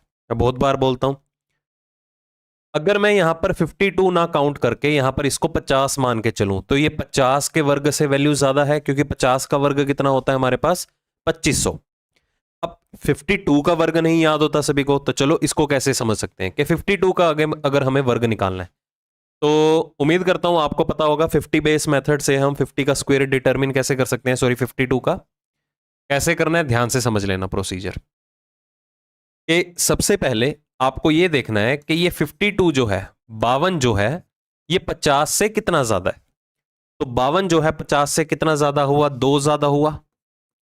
तो इस 2 का वर्ग ले लो, 2 का वर्ग कितना हुआ 04। तो हमेशा जो भी आपको स्क्वायर कंसीडर करना है 2 डिजिट की फॉर्म में करना है एटलीस्ट। ऐसा नहीं है कि 3 का स्क्वायर होया तो सिंपली आपने 9 लिख दिया, नहीं ऐसा नहीं करना, ठीक है। तो कितना हो गया 04। अब 52 50 से कितना ज्यादा था, 2 ज्यादा था, तो 25 में 2 बढ़ा दीजिए, 25 में 2 बढ़ा दिए तो कितना हो गया 27। यही 27 आगे लगा दो तो 2704। अगर 2704 में से मैं 4 माइनस कर दूं तो ही तो 2700 बना। सिमिलरली 62 का स्क्वायर अगर हम डिटरमिन करना चाहें, हाँ जी 62 का वर्ग क्या होगा, तो चेक कीजिए 62 50 से कितना ज्यादा है। अब 62 50 से कितना ज्यादा है, 12 ज्यादा है, तो 12 का वर्ग कितना हो गया 144, ठीक है। अगर 62 50 से 12 ज्यादा है तो 25 में ही 12 जोड़ दो, 25 में 12 जोड़ दिए कितना होगा 37। आपको कंसीडर जो करने हैं सिर्फ और सिर्फ ये लास्ट के 2 डिजिट्स के बाद ही नंबर ऐड ऑन करना है। जैसे 04 से पहले ही हमने 27 को लिखा तो यहां पर 144 है तो 1 से पहले नहीं लिखेंगे 37 को, 2 डिजिट छोड़ दीजिए उसके बाद 37 लिखिए। अब इन नंबर्स को आपस में ऐड कर दीजिए, यहां से क्या आ गया 44, ये क्या होगा 8 और ये 3, तो इसमें भी अगर -4 करेंगे तो 3840 बनना चाहिए, ये आपका ऑप्शन में भी था, ठीक है। अगला लॉजिकल सीक्वेंस ऑफ वर्ड्स है, आसान था, असेंडिंग टू डिसेंडिंग या डिसेंडिंग टू असेंडिंग ऑर्डर बनाना था। मे भी काफियों को मीनिंग ना क्लियर पता हो कि इसका क्या होता है। फोर्टनाइट का मतलब क्या होता है पक्ष, या हम कह सकते हैं पखवाड़ा। पक्ष मतलब 2 सप्ताह का टाइम पीरियड, ठीक है। तो इकाई के हिसाब से आपको बताना था, सबसे छोटी इकाई यहां पर वीक है, फिर उसके बाद फोर्टनाइट आ जाएगा, उसके बाद मंथ आ जाएगा, फिर ईयर आ जाएगा, फिर डिकेड। डिकेड का मतलब होता है दशक, 10 सालों का टाइम पीरियड। तो आप उस हिसाब से देख लेना असेंडिंग ऑर्डर में था या डिसेंडिंग ऑर्डर में, फर्स्ट राउंड में अटेम्प्ट करने वाला। उसके बाद कोडिंग डिकोडिंग, क्राफ्टेड का कोड गिवन है, इमेज का गिवन है, तो हॉन्ट का बताना है। तो जिसमें नंबर ऑफ लेटर्स कम है उसको कैच करते हैं। तो हमें यहां पर इमेज का कोड दिया गया है, क्या अवेलेबल है GOYIC। चलिए सबसे पहला टास्क पोजीशन वैल्यूज 9 13 1 7 5 7 15 22 सॉरी 25 9 और 3। करो जी कंपेयर। 9 से 7 तक अप्रोच किया, 2 का डिक्रीमेंट आया, 13 से 15 2 नंबर बढ़ गए, 1 से 25 2 नंबर कम हो गए, क्योंकि 27 भी बोल सकते हैं हम ए को। 7 से 9 2 नंबर बढ़ गए, 5 से 3 2 नंबर कम हो गए। अब देखो ये तो -2 +2 का रेफरेंस चल रहा है, और दूसरा भी अगर हमें यहां पर लॉजिक समझ के चलें तो एक और लॉजिक लग रहा है। ये जो -2 अप्लाई हुआ वो किन पे हो रहा है, वोवल्स के ऊपर, और कॉन्सोनेंट्स में 2 2 बढ़ रहे हैं। तो इसको आपको क्रॉस चेक करना है, कैसे, क्राफ्टेड में देख लो। जैसे कि सी, ठीक है, सी कॉन्सोनेंट है, देखो 2 नंबर बढ़े। अब अगले लेटर में क्या होने चाहिए, 2 कम होने चाहिए अकॉर्डिंग टू द रूल। वैसे तो अकॉर्डिंग टू द रूल ये कहता है कि पहले लेटर में 2 नंबर कम हो रहे हैं, तो सी में 2 कम होने चाहिए थे, तो इधर ए होना चाहिए था। तो इधर वोवल कॉन्सोनेंट्स का ही जज हो रहा है हमें लॉजिक। 18 18 और 2 देखो 20, ये 27 है, 27 में 2 कम कर दो 25। तो वही लॉजिक है कि जितने भी यहां पर व्यंजन थे सभी को उनके दूसरे अगले अक्षर के साथ रिप्लेस किया गया है, और जितने भी स्वर हैं वोवल्स हैं उनको उनके पिछले दूसरे अक्षर के साथ रिप्लेस किया गया। तो यहां पर होंठ का कोड बताना था। पहले एक पैरामीटर पकड़ लो, कॉन्सोनेंट्स पकड़ लो सारे के सारे। 8 और 2 10 मतलब कि जे। उसके बाद एनओटी 14 और 2 16, सेकंड लास्ट लेटर होगा पी। उसके बाद 20 और 2 22। तो ये मेरे पास कॉन्सोनेंट्स होंगे। यहां पर देखो पी नहीं अवेलेबल, तो इसको एलिमिनेट करो। वोवल्स में 2 2 कम कर दो, 25 में 2 कम करो, सॉरी 27 में 2 कम करो 25, और उसके बाद 21 में 2 कम करो तो 19। तो JYSPV बी ऑप्शन आपका आंसर था यहां। नेक्स्ट 12 18 27 10 15 22.5। तो यहां से आपको एक चीज जज होनी चाहिए थी कि यहां पर अगर डेसिमल क्रिएट हुआ है तो किसी ना किसी वैल्यू का हाफ लिया जा सकता है या किसी को 1.5 या 2.5 से मल्टीप्लाई किया जा सकता है। ऑब्वियसली बात है, डेसिमल तो तभी आएगा ना। तो क्या हो सकता है, देखो जब भी 0.5 रियलाइज होता है आपको तो हमेशा हाफ से मल्टीप्लाई होता है या हाफ से डिवाइड होता है। कई बार यहां पर आपको 0.25 भी लिखा आएगा, 0.25, जैसे 22.25 आ जाए आगे आने वाले मॉक टेस्ट में या एग्जाम में आपको नंबर दिख सकता है। तो ये किसी ना किसी नंबर का 1/4 होगा। जैसे 0.5 किसी संख्या का हाफ होता है, तो 0.25 क्या होता है, किसी संख्या का 1/4 होता है, 1/4। तो वहां से आप जज कर सकते हो। तो यहां से जजमेंट मुझे मिल रही है कि 15 और 22.5 में अगर डिफरेंस लूं तो 7.5 का है, या 22.5 15 से 7.5 ज्यादा है 7.5, तो वो 7.5 क्या है, 15 का हाफ। सिमिलरली 18 का आधा कितना होता है, 9, तो 18 और 9 कितना हो गया, 27। तो यहां से हमें अभी क्लियर हुआ कि जो तीसरी संख्या है वो दूसरी संख्या का 1.5 गुना है। ठीक है, आप ये ऑप्शन के थ्रू जज कर सकते हो। जैसे कि 26 का आधा कितना होता है, 13, तो 26 और 13 कितने होने चाहिए थे, 39। ऑप्शन एलिमिनेट करो। 25 का आधा अगर करेंगे डेसिमल में आएगा, तो ये डेसिमल में आना चाहिए था रिजल्ट, ये एलिमिनेट करो। 22.5 का भी आधा करेंगे तो 0.25 आएगा एंड में, तो 0.25 ऐड हो भी जाता तो ये भी डेसिमल में आता, इसको भी एलिमिनेट करो। तो आपका आंसर आ गया डी ऑप्शन। 42 का आधा कितना होता है, 21, तो 42 में 21 जोड़ दो कितना हो गया, 63 हो गया। अगर हम पहली और दूसरी संख्या को कंपेयर करते, देखो 18 12 से 6 ज्यादा है, 15 10 से 5 ज्यादा है, ये 6 क्यों ज्यादा है, ये 5 क्यों ज्यादा है, तो वही बात यहां पर भी आ रही है। 6 12 का आधा है, तभी 12 से 6 ज्यादा 18। 10 का आधा 5 है, तो 10 में 5 जोड़ दो 15, मतलब यहां पर दूसरी संख्या भी पहली संख्या का 1.5 गुना ही है। ठीक है, बट यहां से रेफरेंस लेके किया तो हमारा क्वेश्चन इजी बन गया। तो क्वेश्चन हैंडलिंग आनी चाहिए। अगर आप पहली ब्रैकेट को ही देख के करते तो मल्टीपल लॉजिक्स निकल के आते। 22.5 से ही क्लू मिल गया मुझे कि मुझे क्या ऑपरेशन इनके अंदर फॉलो करना था। नेक्स्ट, फर्स्ट राउंड में अटेम्प्ट करने वाला ये क्वेश्चन देखिए, काफियों ने में भी गलती की होगी इस क्वेश्चन के अंदर। कहता है यहां पर ट्रायंगल जो है वो रेफर करता है विमेन को, ये त्रिभुज जो है ये रिप्रेजेंट करता है महिलाओं को, सर्कल जो है वो ग्रेजुएट्स को रिप्रेजेंट करता है। वैसे आपको ये लिखने की नीड नहीं है, आपकी सिर्फ सेटिस्फेक्शन के, क्लियरिटी के लिए ये सारी चीजें मैं मेंशन कर रहा हूं। ये ग्रेजुएट हो गए। रेक्टेंगल जो है वो रिप्रेजेंट करता है वर्किंग को, ठीक है, ये वर्किंग हो गई, ये वुमेन हो गई। ओके, एंड स्क्वायर रेफर करता है एडल्ट को, ठीक है, वयस्क जो कैंडिडेट्स हैं बिलो 30 ईयर्स ऑफ एज, जो 30 साल से नीचे नीचे हैं। गिवन नंबर जो है वो रिप्रेजेंट करते हैं number of people in each particular class. ये जो संख्याएं दी गई हैं हर क्लास के अंदर या हर सेट के अंदर, सेट आपको पता है collection of different type of objects को हम बोलते हैं। Find the total number of men who are not working, ऐसे व्यक्ति ज्ञात कीजिए जो वर्किंग नहीं है, पुरुष ज्ञात कीजिए, नंबर ऑफ मेन। अब हमें मेन तो अवेलेबल नहीं है, हमें क्या गिवन है डाटा, विमेन का, बट आगे भी मेंशन किया गया है सिर्फ 2 ही जेंडर्स को कंसीडर करना है, मतलब एक मेन को और एक वीमेन को।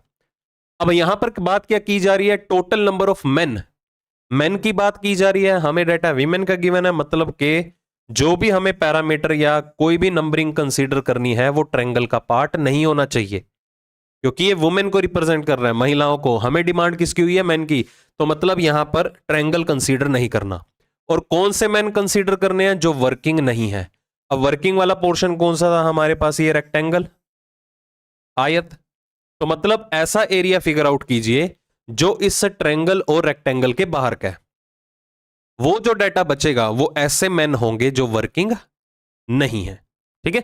तो यहां पर कौन कौन सा डाटा बचा, एक 19 का और एक 9 का और एक 3 का, 9 और 3 12 और 19 कितना हो गया, 31 आपका फाइनल आंसर। ठीक है, तो पैरामीटर्स आपको केयरफुली चूज करने हैं, कौन सा कंसीडर करना है कौन सा नहीं करना, अकॉर्डिंगली उन नंबर्स की मार्किंग कर सकते हो और साइड पे देखते ही लिखते रहो, इसको नोट डाउन नहीं करना सारे के सारे नंबर्स को।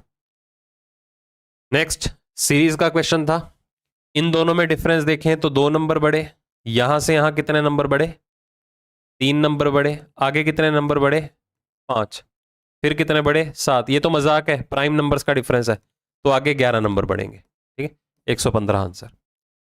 प्राइम नंबर्स का डिफरेंस आ रहा है ना, या prime numbers consecutive prime numbers हैं, 2 3 5 7 11 इस तरह से। 9 मत कर देना, काफी ने 9 करके 113 मार्क कर दिया होगा। ये विषम संख्याओं का अंतर आ रहा है, 2 विषम संख्या कब से होने लगी भाई। सम मेन आर बंगालीज, कुछ मैन ऐसे हैं जो बंगालीज हैं और सभी विमेन जो हैं वो बंगालीज हैं। ठीक है, चलो पहला निष्कर्ष क्या कहता है, कहता कोई भी बंगाली मैन नहीं है, गलत, क्योंकि जब पॉजिटिव स्टेटमेंट्स का कॉम्बिनेशन हो, पॉजिटिव है ना सारे के सारे कथन, तो कोई भी नेगेटिव कंक्लूजन ट्रू नहीं होता। तो यहां पर आप डायरेक्टली इनको मार्क कर सकते हो as a false conclusion. Some women are men, क्या कुछ हिस्सा विमेन का मैन के अंदर आया, गलत। ऑल विमेन आर मैन, क्या सारी विमेन मैन का पार्ट है, ये भी गलत हो गया। ठीक है, तो यहां पर देखिए सम मैन आर बंगालीज हो गया, ऑल विमेन आर बंगालीज हो गया। ठीक है, तो यहां पर देखिए हमें क्या करना था, नो वाले कंक्लूजन को टारगेट करो। ये देखो, no Bengali is a man, और देखिए बंगाली और मैन किसी का सब्जेक्ट प्रेडिकेट मैच हुआ, नहीं हुआ। दूसरा हमें गिवन था यहां पर नो वुमेन इज मैन और सम वुमेन आर मैन, ये देखो अवेलेबल हुआ। ठीक है, तो ये दोनों क्या है, कॉम्प्लीमेंट्री पेयर्स। कॉम्प्लीमेंट्री पेयर्स है, पॉजिटिव है नेगेटिव है, सब्जेक्ट प्रेडिकेट सेम है और दोनों फॉल्स भी हैं, और सम और नो के अंदर आपका जो आइदर और का पेयर है वो पॉसिबल है बनना।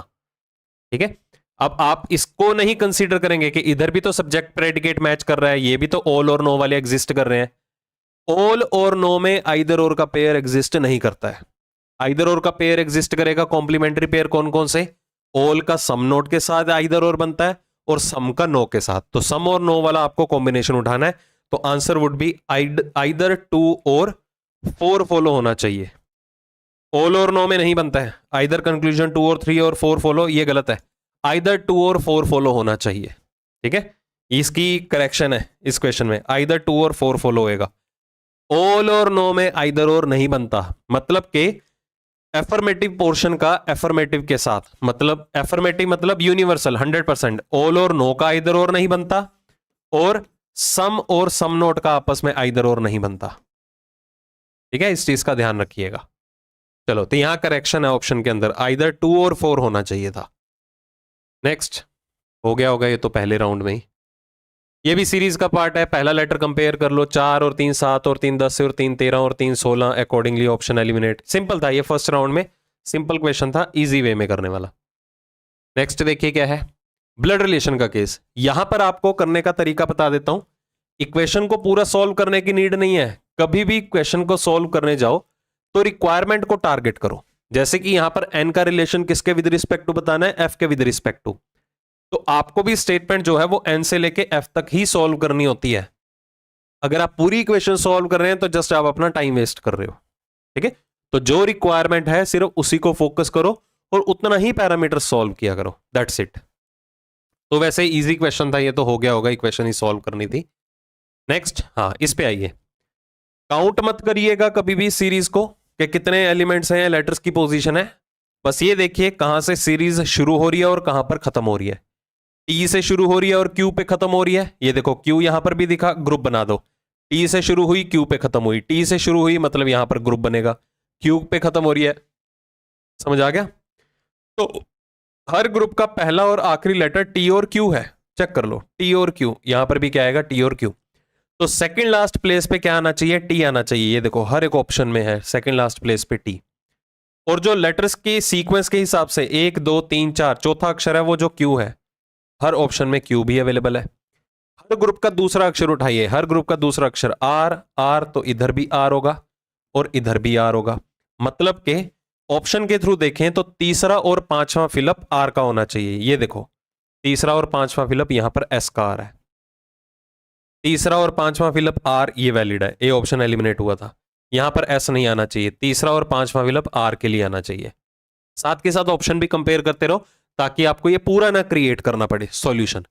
हर ग्रुप का मिडिल वाला लेटर देखो, ये देखो ये यहां पर क्या गिवन है ई, और यहां पर क्या गिवन है जी, लेटर डिफरेंट हो गया ना, ई के बाद जी मतलब इन बिटवीन एफ रहा होगा, तो आर के बाद एफ यहां पर भी आ रहा है, आर के बाद एफ यहां पर भी आ रहा है, और यहां पर बात करें तो इधर डी होना चाहिए, मतलब पहला लेटर डी होगा, सी ऑप्शन आंसर। ठीक है, तो डी बीच वाला लेटर कंपेयर कर रहे हैं, E F G and so on. किसका अपोजिट था, यहां पर 3 का निकालना था, ये तो आपको पता ही है, 5 और 6 दोनों कॉमन थे, 3 का विपरीत एक, सिंपल था, तो 2 सेकंड का आंसर है। नेक्स्ट देखिए क्या गिवन है, जेपीजी का कोड गिवन है, पीएनजी का गिवन है, टीआईजी का बताना है। चलो ये सेकंड राउंड में अटेम्प्ट करने वाले हैं क्वेश्चन। जब भी किसी भी वर्ड का कोड एक नंबर की फॉर्म में हो ना, पहले राउंड में कभी मत उठाना, चाहे आप कितने भी शेख चिल्ली क्यों ना हो, कितनी भी प्रैक्टिस क्यों ना हो रखी हो, ओवर कॉन्फिडेंस नहीं आना चाहिए, कभी भी नहीं आना चाहिए। ओके, तो इसको फर्स्ट राउंड में कभी मत अटेम्प्ट करो, हमेशा सेफ साइड लेके चलो। जेपीजी का कोड गिवन है 19, 19, तो 10, 16, 7, इन तीनों से 19 बन सकता है क्या? आगे चेक करें, पीएनजी का कोड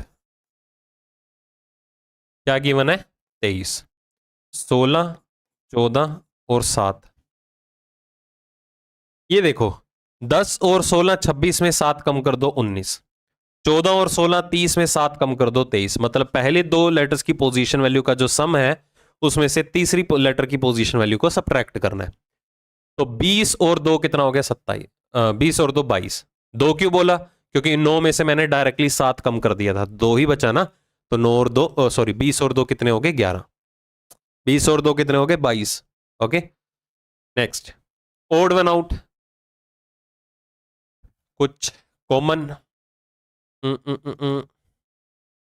इवन ओड का कंसेप्ट भी नहीं है। डिफरेंस लेके देखें, इधर डिफरेंस हुआ 13 का, इधर डिफरेंस कितने का आ रहा है, 16 का, इधर डिफरेंस कितने का आ रहा है, 12, 49 का, इधर डिफरेंस कितने का आया, 4 का। यही आंसर होगा ए ऑप्शन, क्योंकि इसके अलावा देखिए जितने भी आपको ऑप्शंस अवेलेबल हैं वो सारे के सारे क्या हैं, परफेक्ट स्क्वायर की फॉर्म में। ठीक है, इकलौता पहला ऑप्शन ही ऐसा है जो एक क्या आ रहा है, प्राइम नंबर है।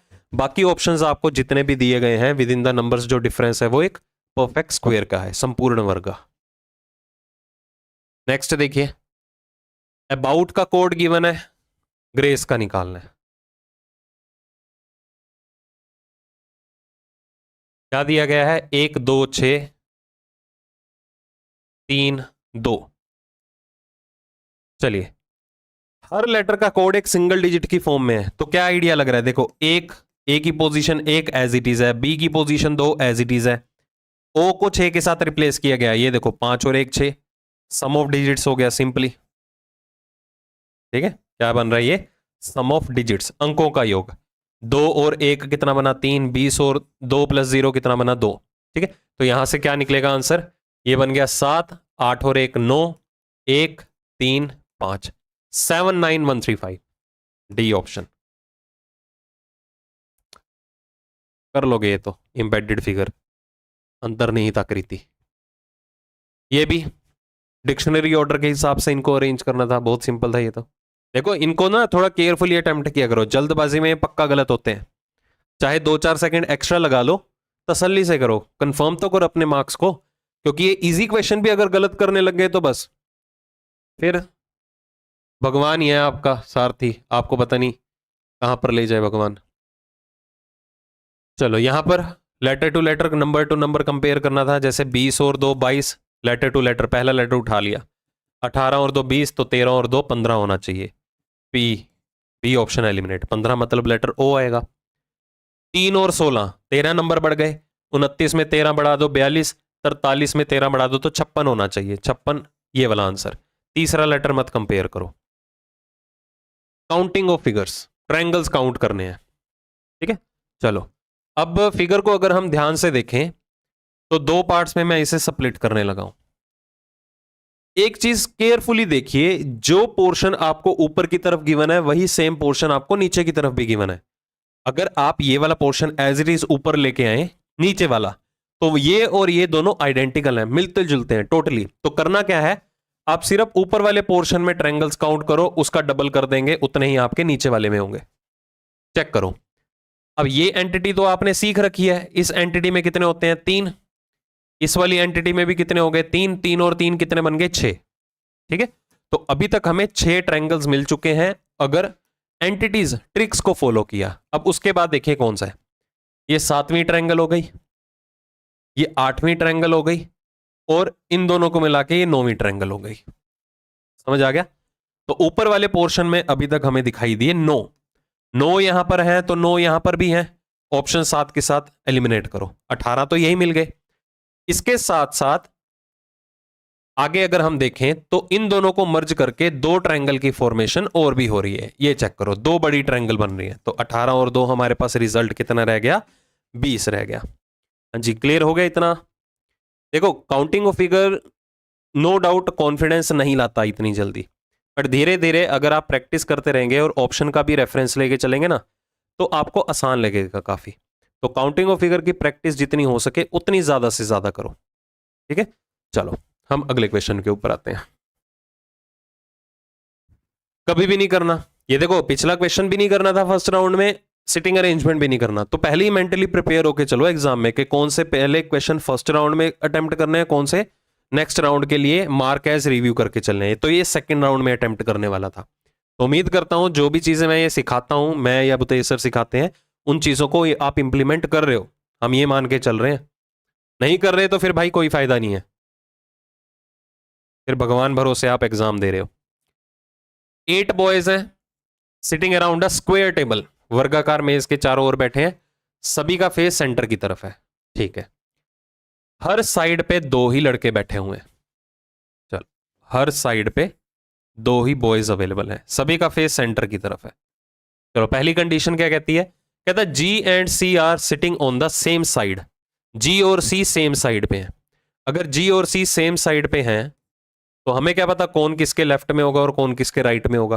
कोई भी साइड हमने मान ली, जी सी के लेफ्ट में भी हो सकता है और राइट में भी हो सकता है।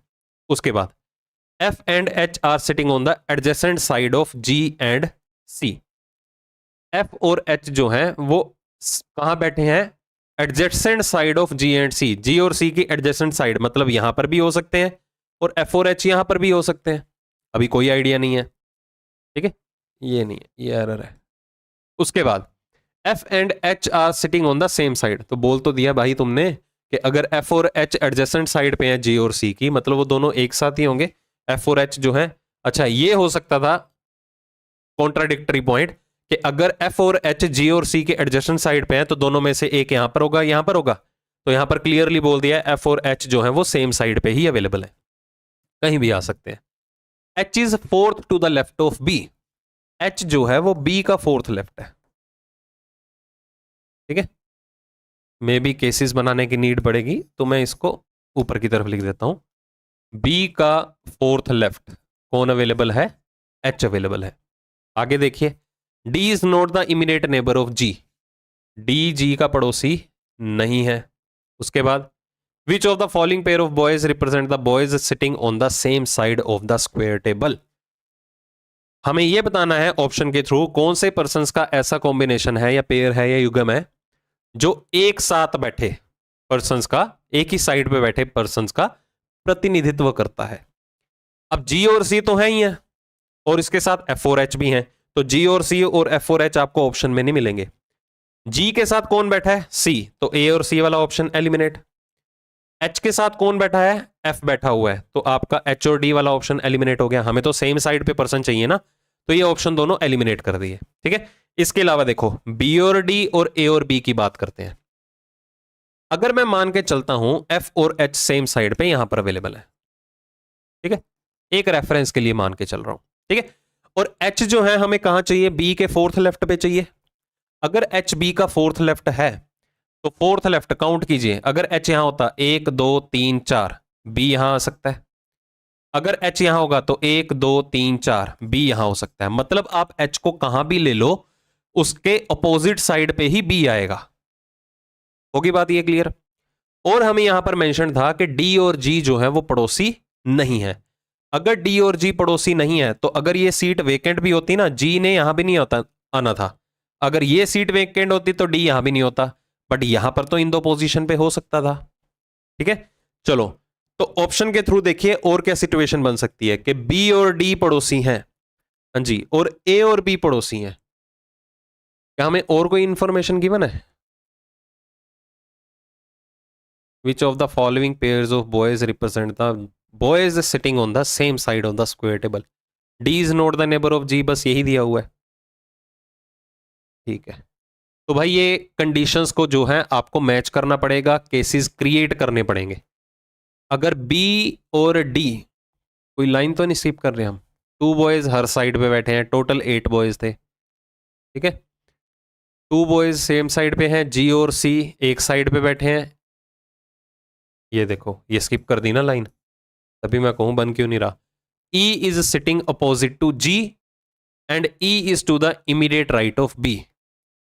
E जो है ये बनाना पड़ेगा भाई, माय मिस्टेक, मैं एक लाइन स्किप कर गया था यहां पर, क्योंकि ये G वाला मेंशन है ना, इसको छोड़ के मैं यहां पर पहुंच गया था डायरेक्टली। इसको कंप्लीट करते हैं। हर साइड पे 2 पर्सन बैठे हुए थे। ठीक है, अब यहां पर क्या मेंशन था, G और E सेम साइड पे है और E जो है वो G के अपोजिट में है। अगर मैं G को यहां ले लेता हूं, G के अपोजिट में कौन आ गया, E, और E जो है वो किसके इमीडिएट राइट पे है, B के, तो B को यहां लेना होगा तभी इमीडिएट राइट पे E आएगा। दूसरा केस हम ये मान के चल रहे हैं कि अगर मुझे G यहां पर अवेलेबल हुआ, क्योंकि G और C सेम साइड पे थे, पता नहीं है ना कौन राइट पे है कौन लेफ्ट पे है। G के सामने कौन है, E, और E जो है वो B के इमीडिएट राइट पे है, तो B को यहां लेना हुआ। ओके, उसके बाद देखिए क्या गिवन था, F और H सेम साइड पे है और दोनों G और C के एडजेसेंट है। G और C के एडजेसेंट, यहां पर F और H रहेगा या तो यहां पर F और H रहेगा, या इस केस में तो सिर्फ F और H यहीं पर ही रहेंगे। ठीक है, यहां पर इन दोनों में से कोई भी हो सकता है, ये दोनों साइड्स भी हो सकती हैं, ये दोनों साइड्स भी हो सकती हैं। उसके बाद देखिए कहता है D जो है वो G का पड़ोसी नहीं है। अगर D G का पड़ोसी नहीं है तो D यहां पर आ जाएगा। एक केस रह गया था ना हमारा ये वाला, अगर D G का पड़ोसी नहीं है तो D ने यहां पर भी नहीं आना, D ने यहां पर भी नहीं आना। ओके, या तो D यहां होगा या तो D यहां होगा। हम मान के चल रहे हैं कि F और H यहां पर बैठे हैं तो D यहां हो जाएगा, या F और H यहां बैठे हैं D यहां पर हो जाएगा, क्योंकि क्वेश्चन की डिमांड ही ऐसी है कि हमें बताना था सेम साइड पे कौन कौन से पर्सन बैठे हैं। तो जिसमें कि हम मार्क कर चुके थे, G और C सेम साइड पे हैं तो C के साथ A नहीं आएगा, H और F सेम साइड पे हैं तो H के साथ D आ रहा है, यहां पर F आना चाहिए था। क्या B और D सेम साइड पे दिखे किसी भी सिचुएशन में? D तो G का पड़ोसी है ही नहीं। ओके, तो D यहां पर आया। अब B और D हमें यहां नहीं मिल रहे, क्या B और D यहां मिले? यहां पर भी नहीं मिले। ओके, तो आपका आंसर क्या रहेगा, A और B। तो A और B के एक साथ बैठे होने की पॉसिबिलिटी है। तो यहां पर आपका होना चाहिए था विच of the following pairs may represents the boys sitting on the same side of the square table. में हो सकता है, क्योंकि डेफिनेट कंडीशंस में तो कहीं भी आपका आंसर नहीं बन रहा था। समझ आ गया? वो मेरी मिस्टेक थी, मैं ये वाली स्किप कर गया था स्टेटमेंट, इसी से ही तो पजल सॉल्व हो रही थी ये। चलो, author, lawyer, singer, independent professions हो गए। ऑथर्स, लॉयर्स, सिंगर, तीनों अलग अलग प्रोफेशंस के हिसाब से हैं। ये देखो, ये थोड़े ना प्रॉब्लम क्रिएट करने वाले हैं, कॉन्ट्राडिक्टरी क्वेश्चंस होते हैं। ऑथर्स, सिंगर्स भी तो हो सकते हैं, कुछ लॉयर्स भी ऐसे हैं जो सिंगिंग करते हो, वो भी तो सिंगर हो सकते हैं। तो बस हमें यहां पर क्या है, इनका रेफरेंस लेके चलना था प्रोफेशंस के हिसाब से। तो प्रोफेशंस के हिसाब से चले तो यहां पर ए ऑप्शन मार्क करना पड़ेगा। तो ये कॉन्ट्राडिक्शंस में आते हैं क्वेश्चन, इसलिए ऐसे क्वेश्चन कम ही बन रहे हैं। चलो, सेकंड राउंड में अटेम्प्ट करने वाला है, क्यों, फ्रैक्शन है। देखो, तो सबसे पहले सीक्वेंस में हमें क्या टारगेट करना है, डिवाइडेड बाय का साइन। इन तीनों ऑप्शन में ध्यान से देखिए, डिवाइडेड बाय का साइन तीसरे प्लेस पे है, तो 1 2 3 डिवाइडेड बाय यहां पर आया तो ये क्या बन जाएगा, 1/4 बन जाएगा। तो 1/4 ये है, 1/24 ये है, 1/6 ये है, ये तो सारी की सारी फ्रैक्शन क्रिएट कर देंगे बहुत सारे। तो आपका ए, बी और सी ऑप्शन नहीं है आंसर, आपका आंसर आ गया डी ऑप्शन डायरेक्टली, क्योंकि बाकी सारे ऑप्शंस तो हैं काफी ह्यूज वैल्यू में फ्रैक्शंस क्रिएट करने हैं, और इक्वल टू का साइन भी आपको एक यहां पर अवेलेबल है, तो एक न्यूमरल वैल्यू में आंसर आना चाहिए, इसलिए आपका A B C option eliminate, आप डायरेक्टली डी ऑप्शन को मार्क कर सकते थे। अगर मैं यहां पर डिवाइड का साइन रखता हूं, अपॉन में 1/24 आ जाएगा, तो वो ऊपर की तरफ चला जाएगा, तो कितना बन जाएगा 24/6 हो गया। उसके बाद minus multiply plus, minus multiply plus, इसको आपको सोल्व करना था। ये कितना हो गया 4, 35 और 4 39 में 16 कम कर दो 23, आपका रिजल्ट आ गया। ठीक है, ये सेकंड राउंड में अटेम्प्ट करने वाला था क्वेश्चन, सीरीज का पार्ट। तो पहले बीच वाले ऑब्जेक्ट को टारगेट कर लो, ये रोटेशन में आ रहा है, ये उत्तर पूर्व दिशा में है नॉर्थ ईस्ट, फिर एंटी क्लॉकवाइज डायरेक्शन में रोटेट हो गया, नॉर्थ वेस्ट बन गया उत्तर पश्चिम, फिर रोटेट हो गया साउथ वेस्ट दक्षिण पश्चिम, फिर दक्षिण पूर्व, फिर रोटेट होगा तो क्या बन जाएगा नॉर्थ ईस्ट बन जाएगा। नॉर्थ ईस्ट मतलब उत्तर पूर्व, आपका ए और बी ऑप्शन एलिमिनेट हो गया। अब यहां पर देखो 4 फिगर्स हैं, करने का तरीका चेंजेस देखो, चेक करो, जो चेंजेस पहली से दूसरी में हुई क्या वो तीसरी से चौथी में फॉलो हुई। पहली से दूसरे में चेंजेस देखो, स्टार कॉर्नर पे चला गया, देखो नीचे की तरफ, तो यहां एरो कॉर्नर पे जा रहा है, सेम चेंजेस है। एरो हेड ऊपर चला गया, ये देखो डायमंड के प्लेस पे, एरो हेड डायमंड के प्लेस पे इधर आ रहा है, तो स्टार इधर जा रहा है, तो सेम है। जो चेंजेस पहले से दूसरी में फॉलो हुई वही सेम चेंजेस तीसरी से चौथी में लग रही हैं। तो जो बॉक्स बनाने में फॉलो हुआ दूसरे से तीसरा, वैसे ही सेम फॉलो होगा चौथे से पांचवा बनाने में। दूसरे से तीसरा कैसे बना, जैसे ये स्क्वायर ऑब्जेक्ट कॉर्नर पे गया, ये डायमंड ऑब्जेक्ट कॉर्नर पे आएगा, तो ऑप्शन गो थ्रू कीजिए, ऊपर की तरफ डायमंड होना चाहिए, ये देखो गिवन है, डी ऑप्शन आंसर। तो ऐसे रेफरेंसेस लेके चलने हैं, ज्यादा कंफ्यूज नहीं होना कि एक फिगर से दूसरी, दूसरी से तीसरी, तीसरी से चौथी, ऐसे अप्रोच करते रहो। जब भी मल्टीपल ऑब्जेक्ट्स आए इन चीजों का रेफरेंस जरूर लेना, जैसे मैंने आपको अभी कन्वे किया। मिसिंग नंबर 11 19 से 31 बन रहा है, 17 25 से 37, सीक्वेंस देखो नंबर्स का सेम है, तो हम मान के चल सकते हैं कि ये जो है आपका किससे सोल्व होगा, रो वाइज सोल्व होगा। कॉलम वाइज हो सकता है, ये देखो इधर भी बन रहा था 11 और 6 17, 19 और 6 25, 31 और 6 37, 17 और 6 23, 25 और 6 31, 37 और 6 43, आपका आंसर। 6 6 का डिफरेंस आ रहा है कॉलम वाइज, ये देखो 6 6 का डिफरेंस है।